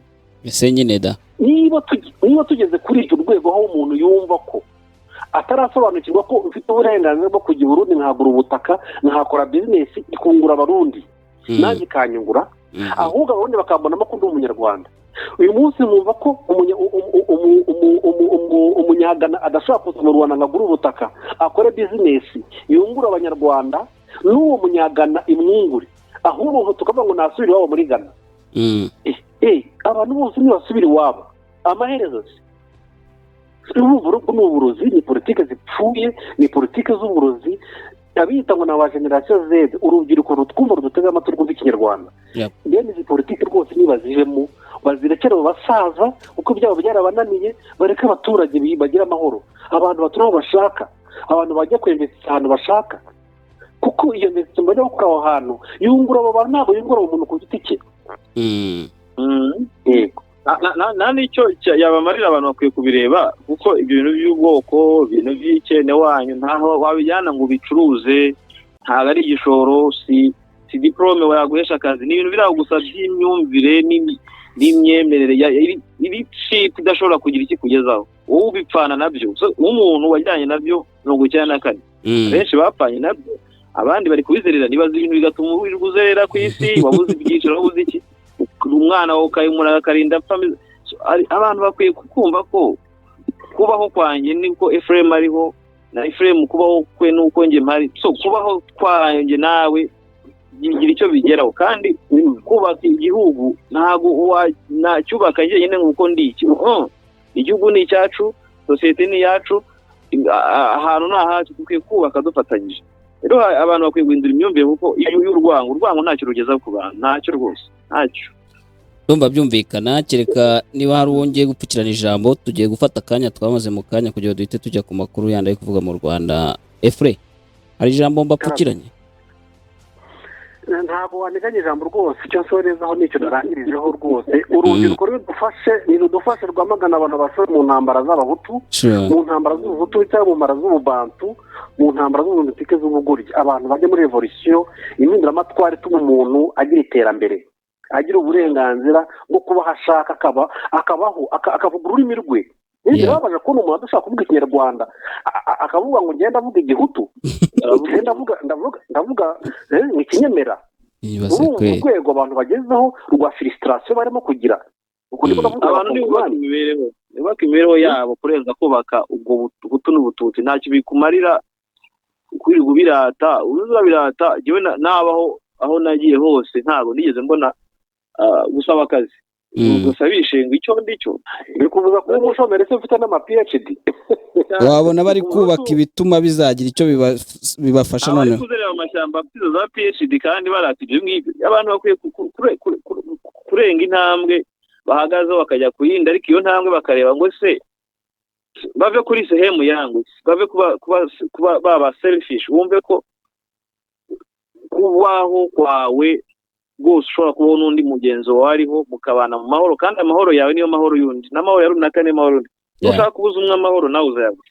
So abantu bakwiye kumva ikintu cy'ubumwe n'ubwiyunge cyabaye mu Rwanda gikwiye kubaho gikomeje kugira ngo abantu societe zikure zibanye ziri umwe, kuko iki kintu bazana cyabo Ephraim yavugaga ni ikintu cyo kuroga abantu, n'urubyiruko rukwiye kubyirinda kuko twe twagiye tugira ingaruka, abantu bari mu myaka nk'iyacu bagize ingaruka z'ibyabaye mu Rwanda, ugasanga umuntu ukuze uri imfubyi, ukuze uri kurera abana barumuna bawe, cyangwa se ugiye kwishyura ibyo utagizemo uruhare, uri kugira ntuza depression zivuye ku mateka. Abantu bakwiye kubireka Shadura, bakumva ko kubaho kundi nuko nawe uriho, nawe kandi nawe kubaho kwe nuko uhari. Bakwiye kubyumva rwose bagakurikiza icyerekezo cyiza. So nkaho rero hano hakurya muri Kongo ho rwose mbona ko abakongomani M23 niwe yanakora revolution, ifite urugendo runini cyane rwo kubigisha, kuko bari mu bantu ba mbere iyo bafite bo barayoboka, iyo babonye ubuyobozi ubundi abakongomani bo bajya ni bandi yo bwana barabyemera, bicyangeze nuko yirira yibonera umuziki yiryamira. Ariko abantu bavuga ikinyarwanda bafite icyo aho bahuriye n'u Rwanda, M23 ifite akazi kenshi, ifite akazi ko kuzabigisha n'ibyo yavuze Frame ngo ibinyemera igihutu, hari n'abanyamurenge nabo batemera bene aho abanyamurenge. So hari ibintu byinshi, ifite akazi kenshi cyane. Nge mbona ko naho hantu izanagira n'akazi ko guhuza abo bantu, ariko bizashoboka Shadura. Icyingenzi nuko abantu batangiza, watangije impinduramatwara ni nawe uzi uburyo agomba no kwisoza. Murakoze. Asante sana. Okay, reka mbashimire mwese, mwakoze cyane. Ubwo naho ubutaha mu kiganiro Isanzure. Murakoze cyane. Okay.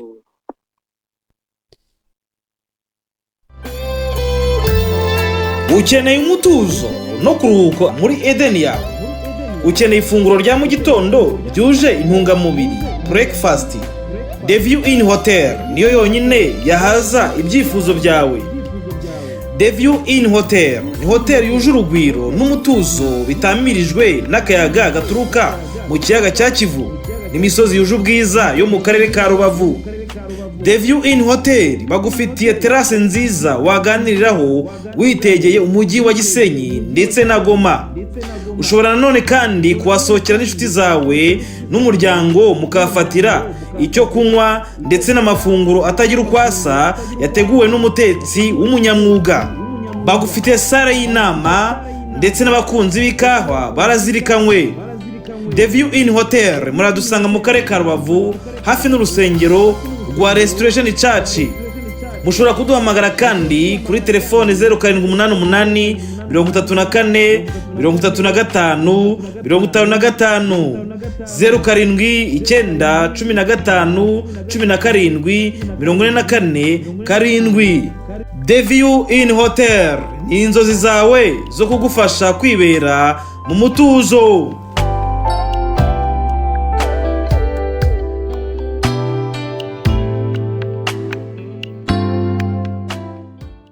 Daddy, nabonye televiziyo nziza kwa Ndode Diemano, wayitugurira? N'abana barabimenye ko agira ibikoresho byiza by'imvaburayi. Kwa Ndode Diemano wahasanga ibikoresho bya elektronike by'imvaburayi. Hari water dispenser, gas cooker, amaradiyo, televiziyo, ibikoresho bishyushya amazi bituruka ku mugabane w'i Burayi. Wahasanga nanone frigo, amagaze y'ubwoko bwose, kandi iyo uguze gaze bayikugereza mu rugo. Ni naho wasanga Canal Plus na Canal Box, bafure ku bakeneye umuziki, imashini imesa, rice cooker, blender, micro-onde n'ibindi. Iduka Ndode Diemano warisanga mu mujyi wa Rubavu rwagati ahateganye n'isoko rya Gisenyi ku igorofa rya Unity House. Waduhamagara kuri telefone igendanwa 0788 77 63 Gana iduka Ndode Diemano urahasanga ibikoresho kandi ku giciro cyiza.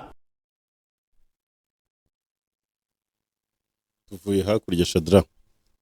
Tuvuye hakurya iyo ngiyo. Ahangaha rero reka duhite tuza no ku nkuru ziri kuvugwa hano iwacu mu Rwanda. Tunyarukire mu karere ka Nyanza mu majyepfo y'u Rwanda, aho bari kutubwira ko mudugudu akurikiranyweho gukora jenoside. Narakubwiye ngo iyi ntara n'aka karere byagenze bite? Iyi ntara y'amajyepfo akarere ndi basubijeyo sinaho havuye wa mugabo wari DPC Musonera. Umukuru rero w'umudugudu w'umurenge wa Cyabakamye mu karere ka Nyanza yatawe muri yombi akekwaho gukora jenoside yakorewe abatutsi muri Mata 1994. Umuseke wamenye ko Efron Hakizimana w'imyaka 66 wari umukuru w'umudugudu wa Rwamagana mu kagari ka Nyabinyenga mu murenge wa Cyabakamye mu karere ka Nyanza yatawe muri yombi ku mugoroba tariki ya mbere ukwakira 2024. Umwe mu barokotse jenoside yakorewe abatutsi mu 1994 muri kariya kagari yabwiye ikinyamakuru Umuseke ko hari abaturage bavugaga ko hari abantu bishwe mu gihe cya jenoside yakorewe abatutsi 1994, hari n'agahanga k'umuntu kabonetse bakavuga ko uwo muntu yishwe n'uwo wari umukuru w'umudugudu. Aho yagize ati muri Gacaca nta wamuvuze n'abantu bamuvumbuye bafunzwe ari nabo bamushinja. Perezida wa Ibuka mu murenge yarakazera abamushinje nibo bafunzwe. Perezida wa Ibuka mu murenge wa Cyabakamyi Bizimana Felix yemeje kuri ya muyobozi yatawe muri yombi, gusa nawe hari uko yarabiziho, aho yagize ati nanjye hari uburyo nari mbiziho, hari abantu bishwe muri jenoside yakorewe abatutsi 1994 bashyirwa ahantu na n'ubu ntibarakurwamo ngo bashyingurwe neza, gusa njye nari naramenye neza aho bari cyangwa ngo menye ababishe, nibyo twari tugikurikirana kandi bavugaga ko ari muri uriya mudugudu yayoboraga. Umuyobozi w'akarere ka Nyanza Ntazindahiro yazimemereye Umuseke ko uyu mudugudu yatawe muri yombi, ati nibyo hari umukuru w'umudugudu uri mu maboko y'ubutabera kubera gukekwaho ibyaha bifitanye isano na jenoside yakorewe abatutsi. Muri uyu mwaka mu karere ka Nyanza hafashwe abayobozi batandukanye bakurikiranyweho ibyaha bya jenoside yakorewe abatutsi, ubwo nyine harimo n'ubundi wa RDPC wa Nyanza tutigeze tunamenya irengero rye. Polisi ntigeze itangaza ko yafashwe, reka babona yaraburanye ahubwo ntibabimediatize, bararuciye babona yaraburanye wenda ntibice mu itangazamakuru. Mu karere ka Rulindo rero naho hari abantu ngo bishwe n'umuceri, birimo biravugwa. Umuceri babiri nabonye ngo 26. Rulindo rero abantu babiri bapfuye, harakeka umuceri uhumanye bariye. Mu karere ka Rulindo bo abantu 24 barwariye mu bitaro, mu gihe abandi babiri bamaze kwitaba Imana nyuma yo kumererwa nabi biturutse ku muceri bariye bikekwa ko wari uhumanye. Ibi byabereye mu mudugudu wa Musega, akagari ka Kivugiza, umurenge wa Masoro, mu karere ka Rulindo. Amakuru atangwa n'ikinyamakuru Kigali Today avuga ko uwo muceri ngo bari bawuhahiye ku iduka riherereye muri uwo mudugudu. Mu bawuhashye ngo yawugezaga mu rugo akawuteka bakawufungura bakawurya ukabagwa nabi. Hari abagiye kwivuza bagahabwa imiti ndetse bakanasezererwa, ariko ngo nyuma yaho abana babiri barimo umwe w'imyaka 10 n'undi w'imyaka 3 kwa kabiri tariki ya mbere ukwakira 2024 bajyanywe ku bitaro, bagejejweyo bahasiga ubuzima. Umuyobozi w'akarere ka Rulindo Mukangira Judith yemeje ko abo bana bapfuye, gusa hataramenyekana niba byaraturutse ku muceri bariye, aho yagize ati uwa mbere yapfuye mu ijoro rishyira kuri wa gatatu, undi nawe yapfuye bari hafi kumugezayo, ubwo ni kwa muganga. Yakomeje agira ati ntituramenya icyabishe, nubwo hari abakeka ko byaba byatewe n'umuceri bariye, ntabwo twakwemeza ko ari byo, na cyane ko hari ibizamini byafashwe bikajyanwa gukorerwa isuzumwa muri laboratwari y'igihugu. Turacyategereje ibisubizo bizatangwa n'inzego zibishinzwe. Amakuru se ubwo update zijyanye n'icyorezo cya Marburg wazibonye? Ndabifite hano. Ndabona ko hano byifashe ko Marburg nyamara irakaze. Ni indwara ndabona iri kugenda ifata indi ntera. Narakubwiye ngo hari inyamaswa yari yaratangije gahunda yo kurya abantu, urabyibuka? Aho Bakame yavuga gitaba abantu nta matwi bari. Nese suko Covid byatangiye. Agenda haza hundi buri munsi, haza hundi kiko. Ubu nurebe ejo hagaragaye 7. Ejo hashobora kugaragara nka 14. Kumva bitagenda bizamuka se. Hari akantu ejo nabonye. Ubu n'aya masaha turi kuvugana abantu barimo kwanduzanya. None bari gukwirakwizanya Marburg, nyamara minisante murebe ikintu mukora cyiza ariko kandi gifite logique. Nabonye bahereye ku byo gushyira abana muri gusa ni karantene mu ishuri. Iriya karantene nasanze nta kintu imaze cyane, kuko bari abanyeshuri bigishwa n'abarimu baba batashye hanze. Uri kubyumva?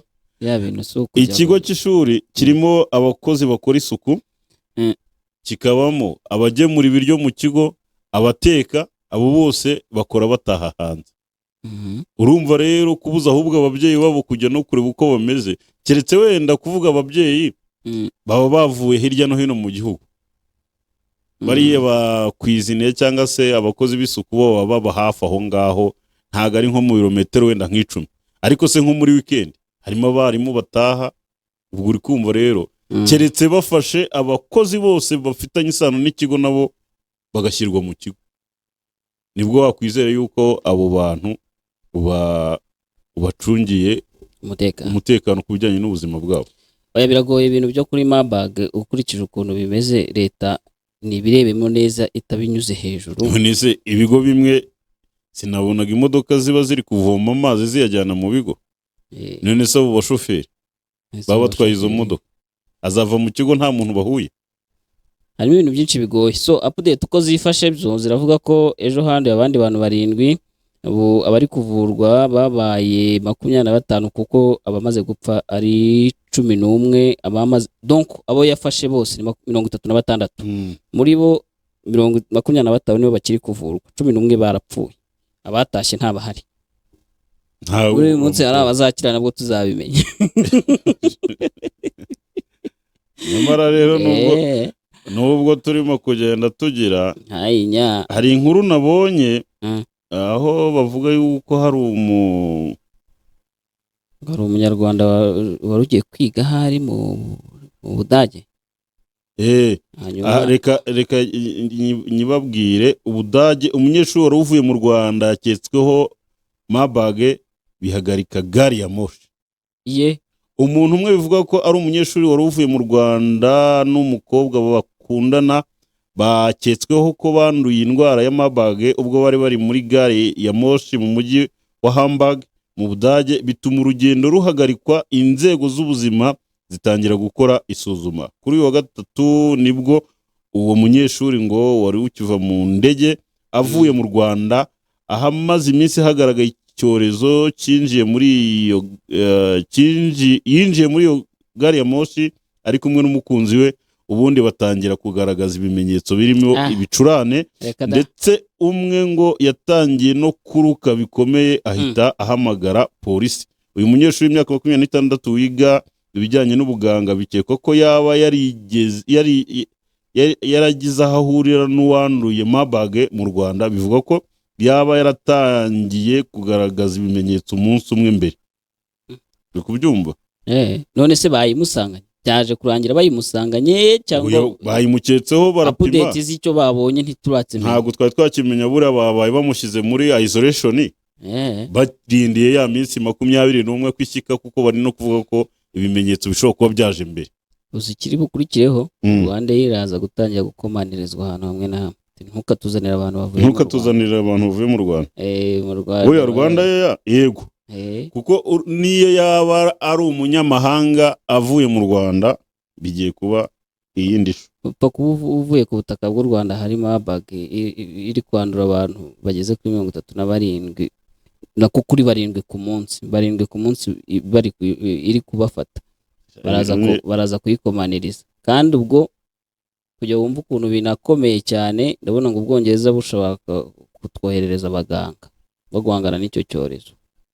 Ubwongereza bugiye kubohereza. Wa mwambasaderi twavugaga nabyo yabivuze ejo muri cya kiganiro n'abanyamakuru, avuga ko bashobora kuzohereza abaganga.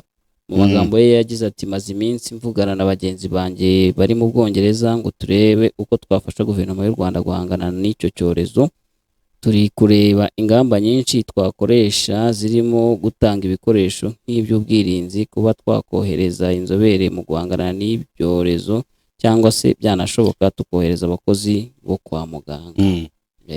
Ako kantu nkohereje urakabonye se? Kandeba kari ni uburyo Marburg mu Rwanda yahageze. Ni za nzira bavugaga, Minisitiri w'Ubuzima yavugaga. Ejo nawe nakabonye ahantu. Wakabonye? Ndi kukareba ariko sindi kukumva. Kanze nkazane hano. Kuba utari kukumva? Kansobanurire, ngiye ntabwo ndi kukumva. Kuko ndabona ari ibintu nyine. Ubundi bivugwa ko umuntu wayizanye bwa mbere ari umuntu w'igitsina gore. Igitsina gore? Wari uvuye mu Bubiligi. Eka kantu kari authentic isi ko ndeba nta rwego na rumwe rwa gasinye sa. none se presentation barazisinya presentation ni urabona atari screen ya machine ya photo cyo kibazo nyine wese wowe ubikoreye unyebikoreye muri iyi ntago wayifotora nyine nibyo ndi kukubwira ibintu none se iyi mibare tumaze kuvuga ko karasinya reba hejuru ko atariho ntuza minisante ni sirasirogo wowe ntiwayishyiraho ariko byibuze icyo gihe iyo wayishyizeho uzi ukuntu bigenda se iyo wayishyizeho minisante ikabona atari ibyayo irabivuguruza none se ariko kangako mpaye nta rwego rwakavuguruza noneho ababishinzwe uko kavuga ntacyo ahangaha urimo kubona uriya hejuru handitse wife yego yaravuye Belgium ubwo ni ukuvuga ko muri Belgium rero naho iriyo we yareka manze mbyumve nako yarayifite yego ubwo none haraza haboneka muri Belgium naho iriyo ubwo niko badapima ngo batubwiye haboneka araje aza hehe ko ndeba igifureshi kimwohereza ahantu yahagera hakaboneka brother in law hakaza na cousin bariya uri kubona mu ibara ritukura maneno kwisha barapfuye uyu mudamu ntago yapfuye se we umva kandi nawe uraza kongera kumubona hasi aho bavuga ko ari medical consultant muri CHK uyu wari uvuye muri Belgium ni na medical consultant muri CHK ni nawe waje kujya muri King Faisal Hospital akorayo noneho hari abantu uraza kubona King Faisal Hospital staff working in the ICU internal medicine baje guhura nawe bariya bose urimo kureba 15 sinzi niba uri kureba urundi ruziga ruhira ndi kurureba ariko sindi kumenya ko ntago nari nababara ubu bose 15 gusa yego abo rero 15 urumva batatu maneno kwisha ndabona 18 uru ruziga rwa abantu 18 urumva ariko batatu muri bo barapfuye ubwo niyo mpamvu harasigara 15 noneho bose bakora muri no emergency muri ICU area muri King Faisal Hospital noneho abantu barimo bibaza hari brother in law ntibarapfa brother in law yego noneho abantu barimo bibaza ahubwo iyo bari hari hagati harimo UR student na farmer bahuye na kiriya cyorezo bigena hagati hehe nta kandi kantu uri kureba hagati hejuru ngo no identified link wabona n'umunyeshuri wabona yari nk'umustajeri uri kubyumva ushobora gusana nabwo yiga ibifitanye isano n'ikiganga bari kuvuga ngo urabona nawe yarapfuye umwe undi farmer we still aracyari mu barwayi ndabona baragakoze bavuga ko amaze gupfa abantu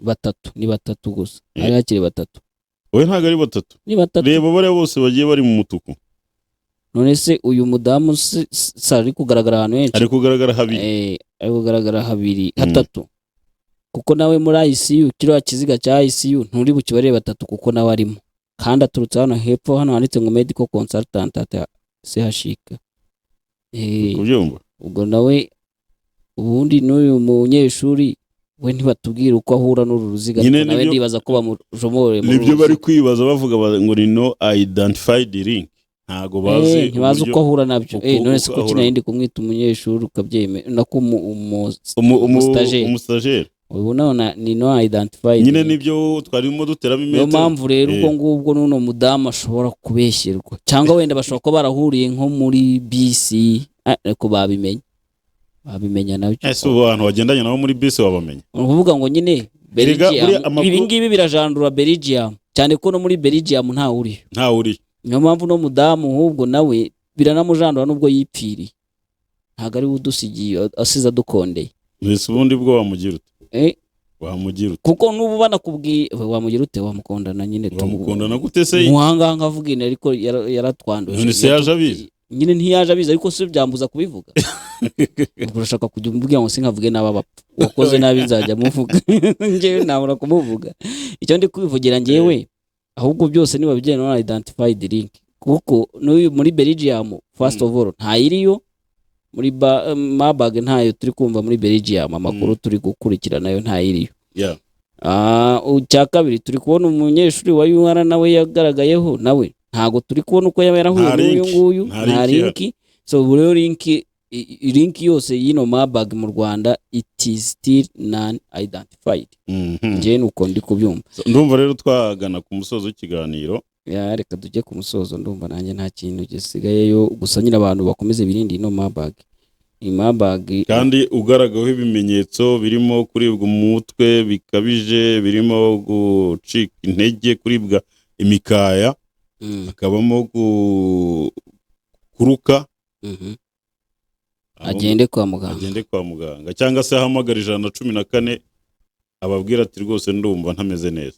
Ibyo ni ibintu byumvikana kandi ni ibintu buri wese yumva ko ari ingenzi. Mwe kudukondera abantu mwamaze kumva yuko bibarimo, mumva mu buzima bwanyu bitari kugenda neza, mwe kwishimira ko n'abandi bamera nkamwe kandi mutameze neza. Kujye wishimira ko abantu bamera nkawe mu gihe umeze neza, ariko ntumeze neza none urashaka ko abantu bamera nkawe, ibyo bintu ntago byaba ari byiza.